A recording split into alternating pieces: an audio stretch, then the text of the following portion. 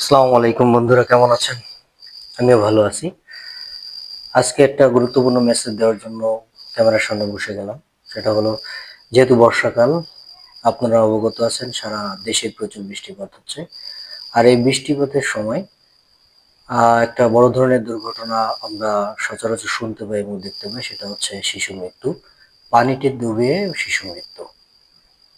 বাংলাদেশের প্রেক্ষাপটে প্রতি বছর গড়ে প্রায় 17,000 শিশু মৃত্যু হচ্ছে পানিতে ডুবে, যেটা আমাদের প্রতিদিন কোনো না কোনোভাবে আমরা নিউজ পেয়ে যাচ্ছি। সাধারণত গ্রাম অঞ্চলের দিকে এই জিনিসটা ঘটে থাকে, এবং যাদের বয়স 1 থেকে 4 বছরের মধ্যে যে শিশুগুলো, তারাই পানিতে ডুবে বেশি মারা যাচ্ছে। এর অন্যতম প্রধান কারণ হচ্ছে আমাদের অসতর্কতা এবং অসাবধানতা।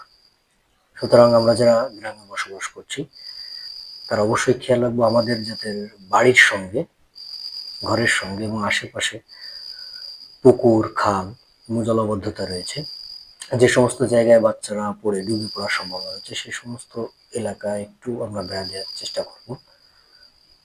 যদি আমাদের এই সাবধানতা, সতর্কতা আমরা অবলম্বন করতে পারি, তাহলে মনে হয় শিশু মৃত্যুর হারটা কমতে পারে। সুতরাং সবার দৃষ্টি আকর্ষণ হচ্ছে, আপনারা সবাই সাবধান থাকুন, বাচ্চাদের প্রতি যত্নবান হন।